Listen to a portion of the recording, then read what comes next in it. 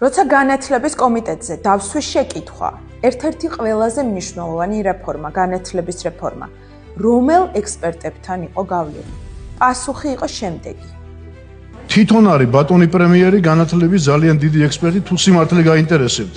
ჯერ ბატონი პრემიერ-მინისტრი გახლავთ ძალიან დიდი ექსპერტი ამ საქმეში. ეს ადამიანი ექსპერტს უწოდებს კობახიძეს, რომელიც გვეუბნებოდა განათლების რეფორმა კვლევებს ეფუძნება და ექსპერტების ჩართულობით ხორციელდებაო, მაგრამ ჩვენ ვერ ვნახეთ ვერც კვლევები და ვერც დაგვისახელა ვერც ერთის ექსპერტი. გვეუბნებოდა რეფორმის მიმდინარეობას განათლების პროცესში შეფერხებები არ მოხვებაო და ყველაფერი მზად გვაქვს, მაგრამ ვნახეთ დაგვიანებით გამოქვეყნებული ცნობარი აბიტურიენტებისთვის და საგანმანათლებლო პროგრამების აკრედიტაციისთვის განაცხადის ვადის 2 თვით გადაწევა.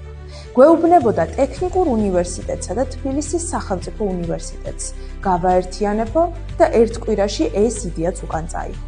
გვეუბნებოდა სოხუმის სახელმწიფო უნივერსიტეტს არ შევეხებიო და საკუთარი გადაწყვეტილებით ფაქტიურად დევნილ უნივერსიტეტს აუქმებს.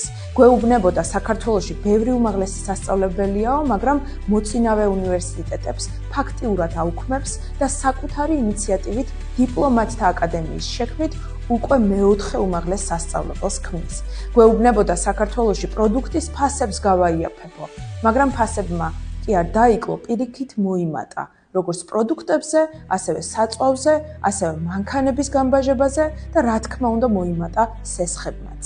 ამ ყველაფრის მერე რა გავიგეთ? გავიგეთ ის, რომ ქვეყნისთვის უმნიშვნელოვანესი დარგის განათლების სისტემის რეფორმაზე, რომელზეც დამოკიდებულია ქვეყნის მომავალი, პასუხისმგებელი არის თვით ირაკლი კობახიძე.